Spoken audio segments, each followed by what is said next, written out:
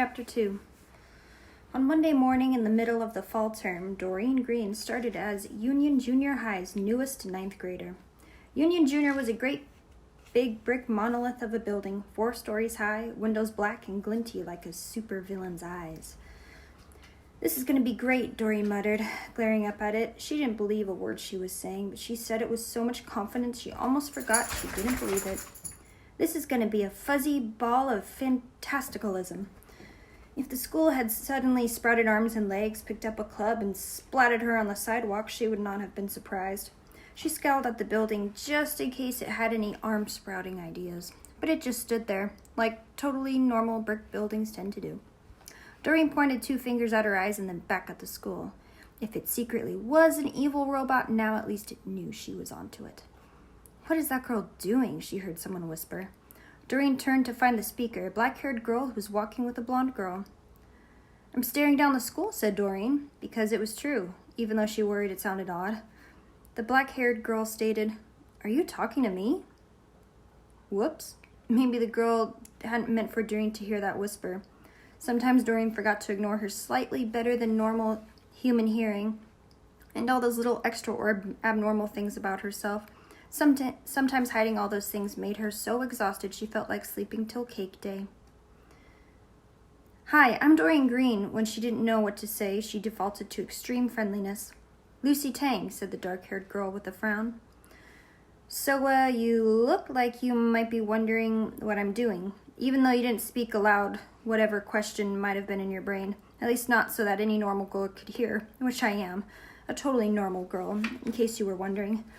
I was staring down the building like you do when you're a little nervous because you just moved from California and it's your first day." "Freak," said Lucy Tang, this time speaking loud enough for normal girl ears to hear. And then the girls walked off into the school, leaving Doreen alone. If Monkey Joe had been there, Doreen would have turned to him, probably perched on her shoulder, and asked, "That was weird, right?" "Totally weird," Monkey Joe would have said, except in chitter speak. But he wasn't there. So Doreen just glared one more time at the school and entered through the front doors, greeted by the smell of old milk and sweat. Unlike her school in California, all the hallways were on the inside of the building, and so were the classrooms. And there was an entire lack of courtyards with palm trees, or any trees really. She felt like a tree squirrel trying to live underground. Doreen Green was all for new experiences, but she was beginning to wonder if the whole "dad gets a new job so they move across the country" thing was actually a bad idea. And her mission to score friends still wasn't going so hot. During first and second periods, there was no scheduled pause to chat and make friends now time. During third period, U.S. history, the teacher shushed Doreen for whispering to a girl, "So, hey, do you like climbing trees or anything?" Doreen scratched her scalp hard. It was itching, she thought, because all of her unspoken thoughts. Also, her tail was crammed in her pants, but that was nothing new. Life as Doreen Green involved a lot of nuts, scads of cakes, a number of nut cakes, and a great deal of aches.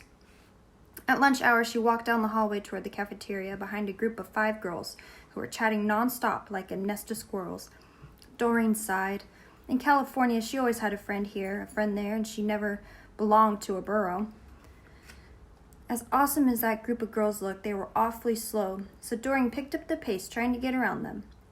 One of the group was the girl from that morning. "Lucy Tang." "Hi," said Doreen. Hi," said Lucy, who then whispered to the others, "She's the one I was telling you about."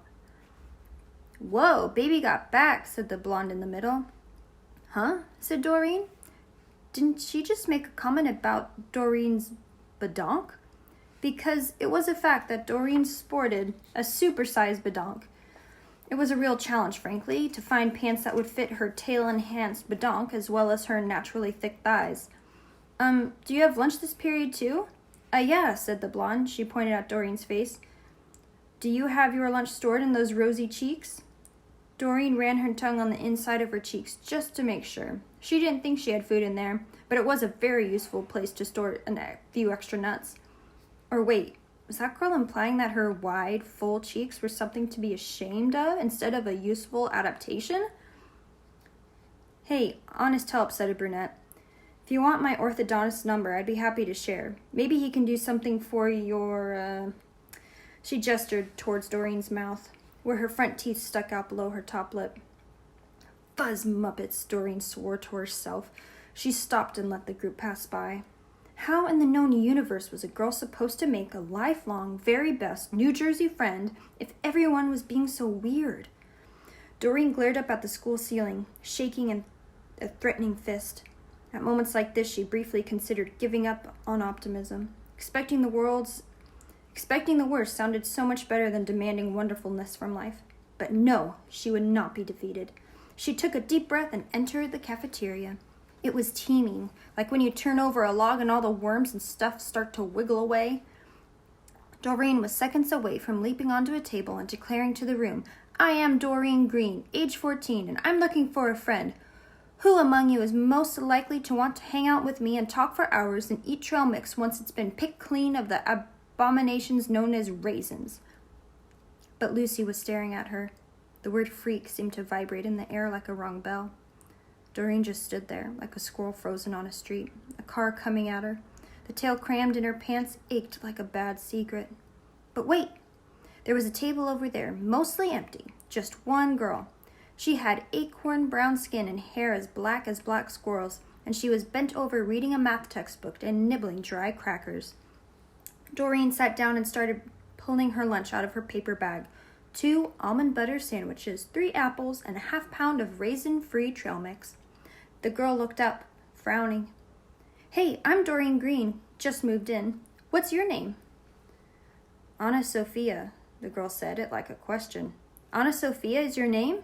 The girl nodded, but she seemed uncertain. "Awesome," said Doreen. "I've never had a friend named Anna Sophia before, and I've always wanted one. See, I have a life goal of having at least one friend with every name ever." Anna Sophia pointed out her ears and shook her head.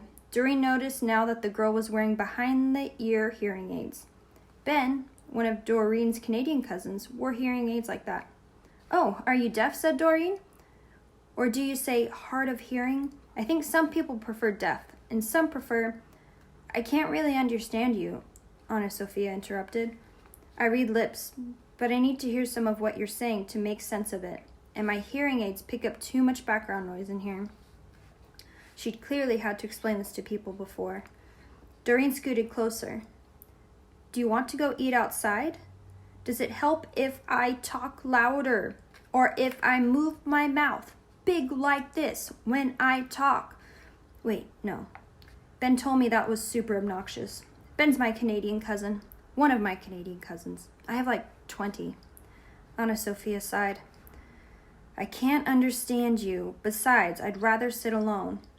Doreen's heart felt as if it were curling up, a snail pulling back its side shell.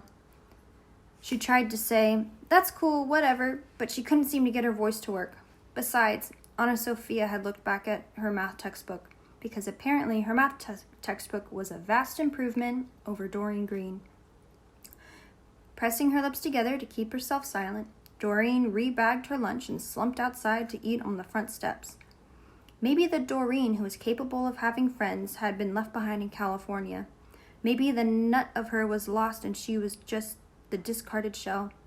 She glared up at the school. It might as well have grown limbs, picked up a club, and splattered her from the get-go. Today had gone that badly. And then, "Hey," said a bald white man in a suit, leaning out the front door. "No eating outside. The cafeteria is for eating. Outside food attracts wild dogs." Doreen gave him a "you've got to be kidding me" look, which he returned with a "I'm serious as death" look. So she went inside a bathroom stall, let her cramped tail out, and put on some headphones, blasting a song so loud it rattled the thoughts in her head and almost hacked away the feelings in her chest. She stayed there for the rest of the period, eating her lunch next to a toilet. Doreen's mom had homeschooled her for most of elementary school, which had been okay and all, but Doreen had started to get really, really, really, really lonely. But maybe being lonely would be better than this. She turned the music up even louder. She needed something good today. One good thing could undo so much bad.